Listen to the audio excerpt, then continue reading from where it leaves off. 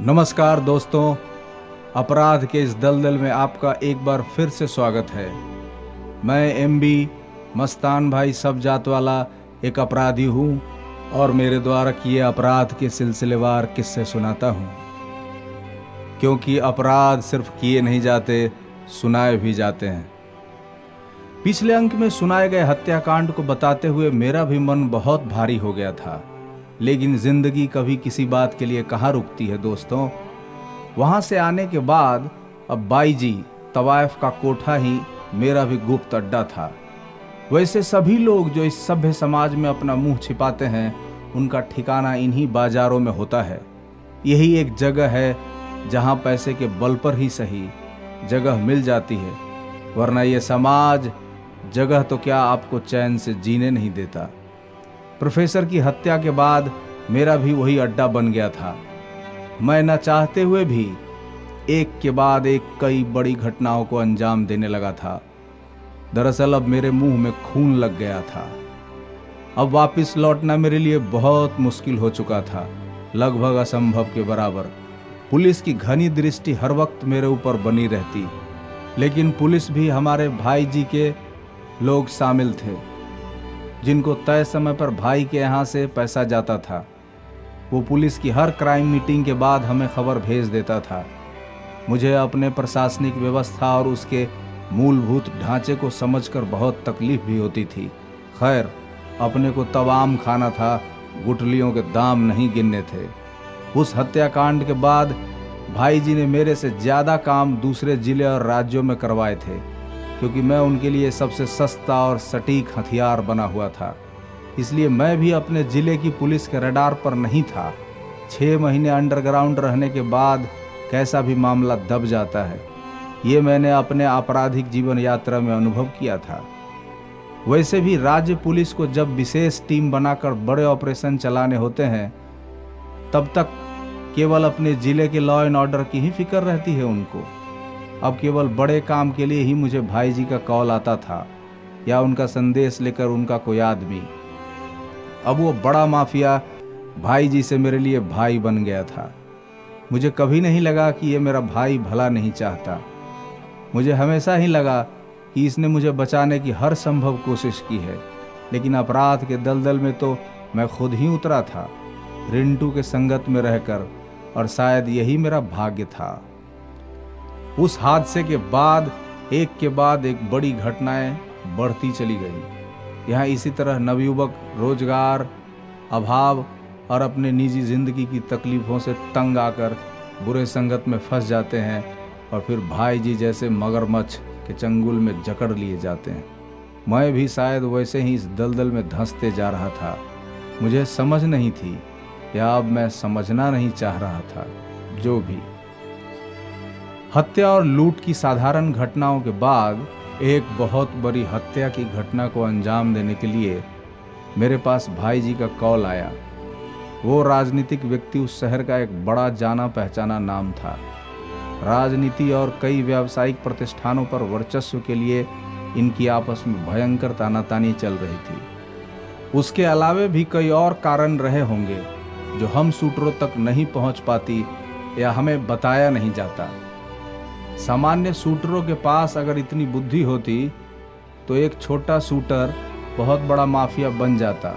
खैर, सारा जिम्मा मेरे हिस्से दिया गया था, क्योंकि अब तक मैंने जितनी भी घटनाओं को अंजाम दिया था वो सब सही और सटीक बैठे थे। भाई जी ने कहा था कि इस घटना के बाद तुमको अब कभी खुद से घटना करने की ज़रूरत नहीं पड़ेगी। मैं ठीक ठाक इस बात को उस समय समझ नहीं पाया था। मैं अपराध को किसी और धुन में आकर अंजाम देता था। उनकी गैंग में मेरे से ज़्यादा बढ़िया काम करने वाला शूटर शायद 1-2 लोग ही रहे होंगे। उनका भरोसा मेरे पर अत्यधिक बढ़ गया था, इसलिए मुझे ये कठिन काम सौंपा गया था। क्या डील हुई थी, कितना पैसा लिया गया था, मुझे कुछ खास मालूम नहीं था, और मैं पूछता भी नहीं था।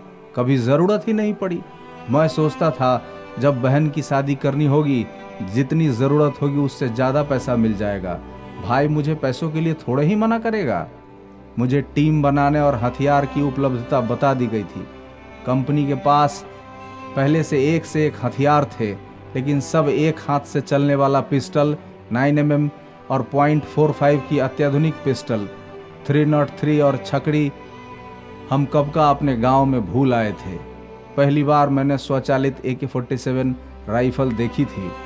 उसके 1-2 ट्रायल में ही मैं उसको ठीक से चलाना समझ गया था। उसको डिसमेंटल और असेंबल यानी खोलना और उसको पुनः उसी रूप में कस देना ताकि उसे कहीं ले जाने और लाने में आसानी हो, अन्यथा नज़र बचाकर कैरी करने में बहुत दिक्कत होती है। मेरा ये स्किल देखकर भाई जी भी हैरान हो जाते। संबंध बढ़िया रहा, इसलिए भाई जी से हमने पैसों के बारे में कभी नहीं पूछा। जब जितनी ज़रूरत पड़ी बोलने से पैसे आ जाते थे। अब हम ब्रांडेड कपड़े और जूते खरीदने लग गए थे क्योंकि पैसे खर्च ही ना होए। एक जगह पड़े रहना, रोज़ रात को दारू पीना, रात को ही दुकान में शॉपिंग के लिए जाना, अब अगली घटना के लिए मेरी तैयारी लगभग पूरी हो चुकी थी। मैं उस राजनेता के आने जाने का सारा ब्यौरा अपने नेटवर्क के द्वारा बड़ी गुप्त तरीके से करवा रहा था। लगभग 1 महीने में ही सारा क्रम पूरा हो चुका था। उसके साथ 2 निजी अंगरक्षक और 2 सरकारी गनर हर वक्त रहते थे। इतने बड़े लाव लश्कर वाले आदमी पर सामने से घात लगाकर हमला करना और उसको मारने के बाद फिर सुरक्षित निकल जाना, ये एक बड़ी चुनौती थी।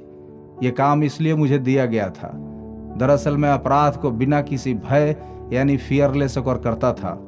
मुझे सामान्य जीवन में भी ऐसा ही लगता है कि किसी भी काम को अगर आप बिना किसी संशय के करते हैं तो पूरा 100% रिजल्ट आता है, और शायद भाग्य भी उस वक्त मेरा साथ दे रहा था।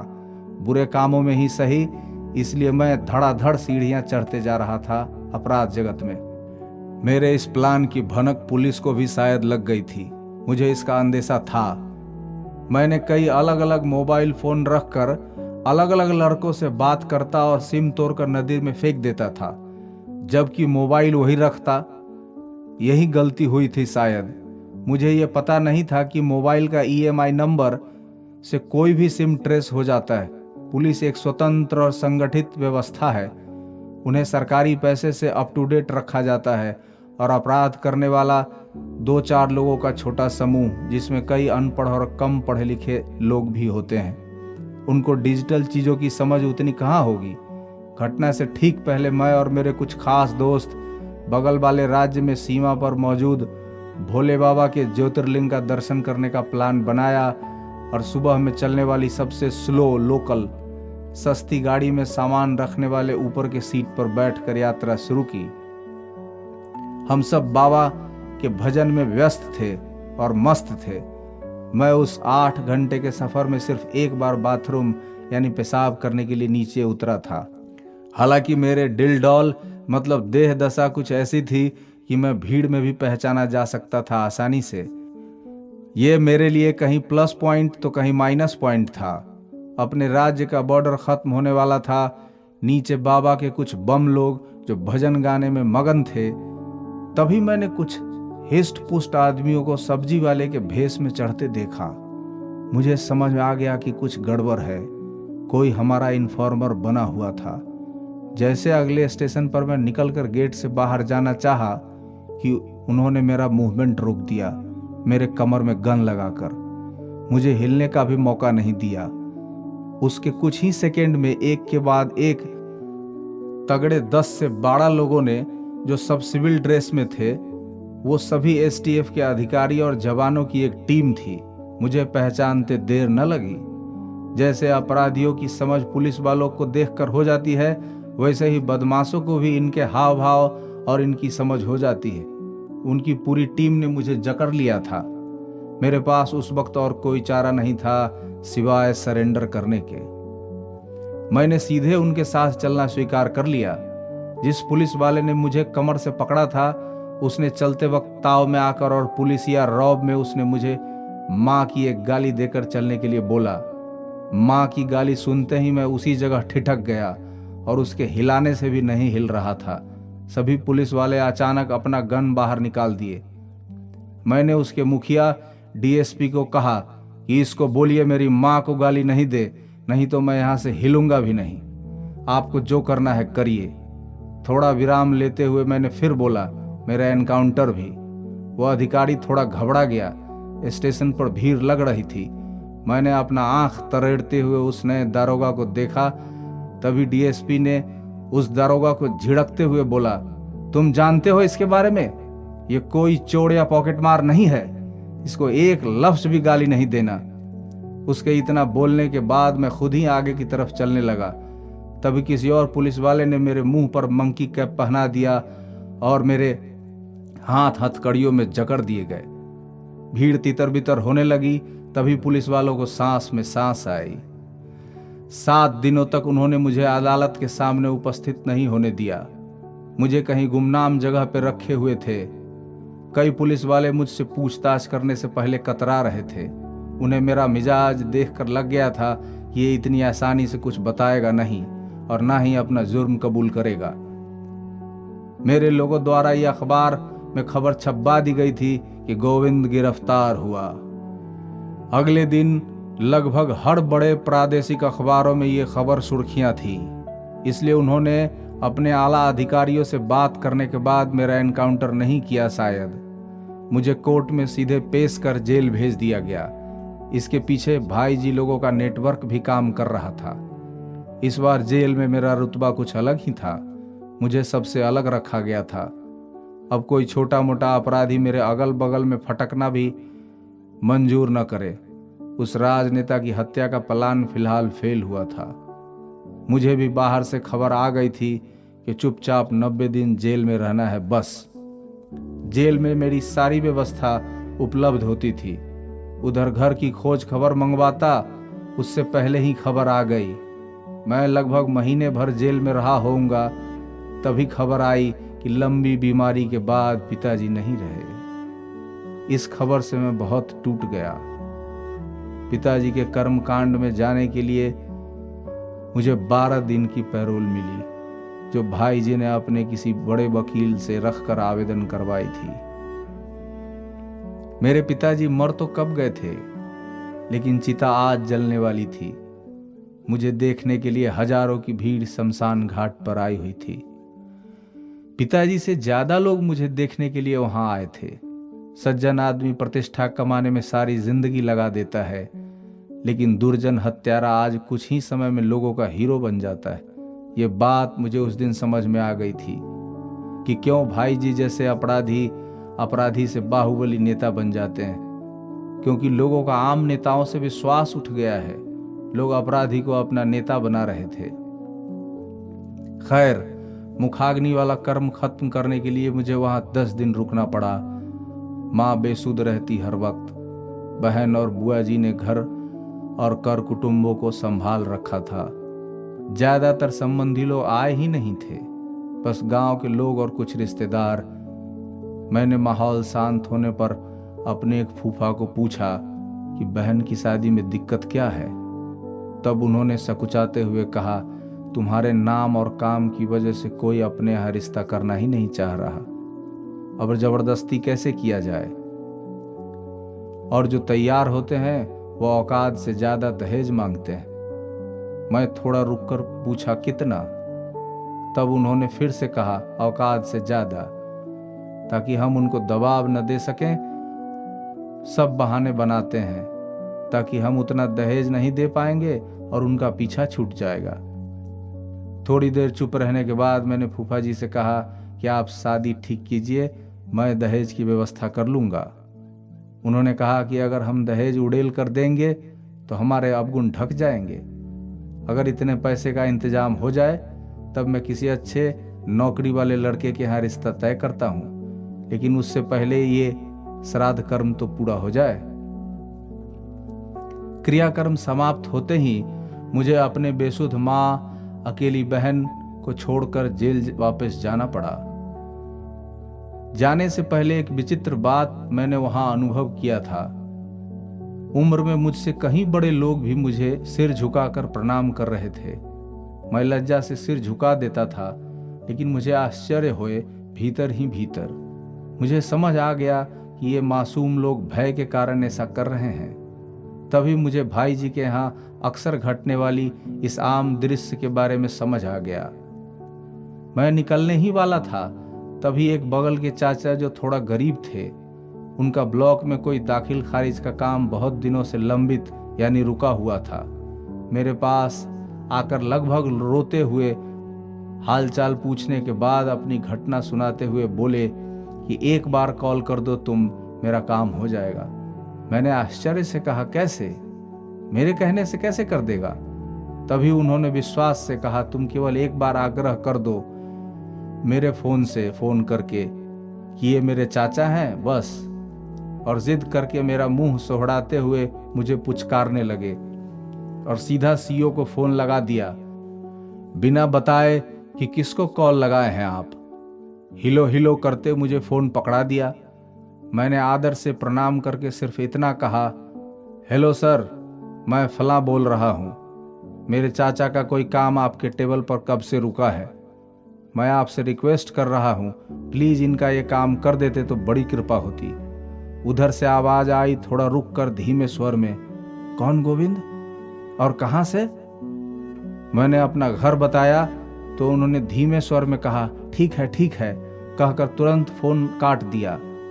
मैं डर गया था कि ये किसी अधिकारी को मुझसे कॉल करवा दिए हैं। अगर वो बुरा मान गया तो एक नया मुकदमा और हो जाएगा।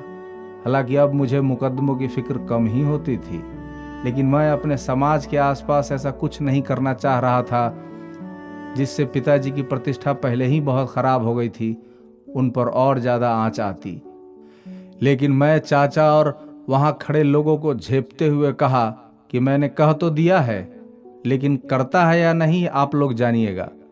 इतना कहकर मैं निकलने को तैयार हुआ, क्योंकि मेरे साथ 10 सिपाहियों के साथ 2 दरोगा भी आए थे और मेरे पैरोल का समय कल ही खत्म हो चुका था। वो दोनों अधिकारी मुझसे बार बार आग्रह कर रहे थे निकलने के लिए। तब मुझे लगा कि अब मेरा कद भी बड़ा हो गया है। लेकिन भीतर ही भीतर ये बात तो केवल मैं ही जानता था कि ये जो भय का साम्राज्य बना है वो किन कीमतों पर। इस बात की खुशी से कहीं ज्यादा टीस मुझे हर वक्त घेरे रहती थी।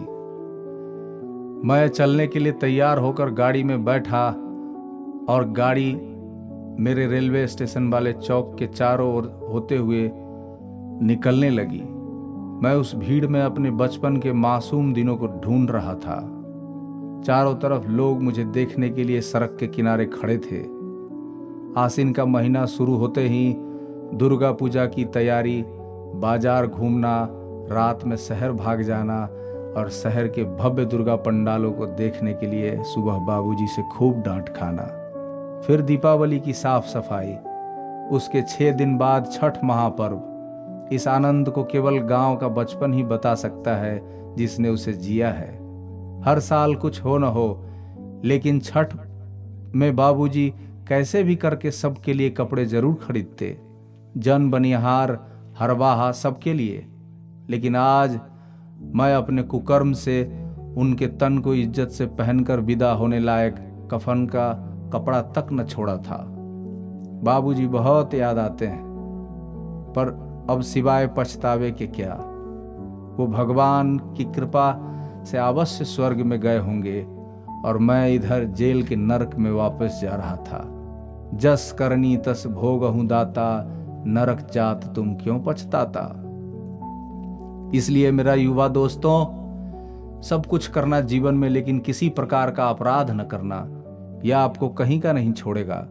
जवानी का जोश, हथियार रखने का शौक सब ठीक है, लेकिन दायरे के बाहर जाना और कानून को हाथ में लेना ये बिल्कुल ठीक नहीं तो उसके बाद सिवाय पछतावे के कुछ नहीं रह जाता।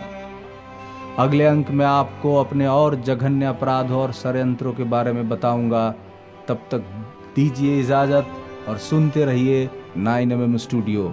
और हाँ, मुझे सब्सक्राइब जरूर कर लीजिए, यह आपका सहयोग होगा मेरे लिए, ताकि मेरा हौसला बढ़े और मैं ईमानदारी के रास्ते पर चल सकूं और फिर नए उत्साह के साथ आपके लिए लेकर आता रहूं एक से एक बढ़कर अपराध के प्रेरक किस्से और कहानियां, जो आज के युवाओं को अपराध के नर्क से दूर रखने और उन्हें दूसरे दृष्टिकोण से इस दलदल को समझाने में अभिभावकों को मदद मिल सके, ताकि वो इस तात्कालिक आकर्षण वाले और उम्र के जोश में अपने जीवन को संतुलित बनाकर रख सकें। आपका प्यार मुझे मिल रहा है। कमेंट करके जरूर बताइएगा ये सीरीज आपको कैसा लग रहा है। और इस तरह का अनुभव आपको क्या सीख दे रही है। जेल के अंदर मेरे खिलाफ एक षड्यंत्र हुआ है। इस किस्से को बताऊंगा, आपको बहुत मजा आने वाला है। सुनते रहिए और सुनाते रहिए, क्योंकि अपराध सिर्फ किए नहीं जाते, सुनाए भी जाते हैं। आपका एमबी यानी मस्तान भाई सब जात वाला एक अपराधी हूँ और मेरे द्वारा किए अपराध के सिलसिलेवार किस्से सुनाता हूँ।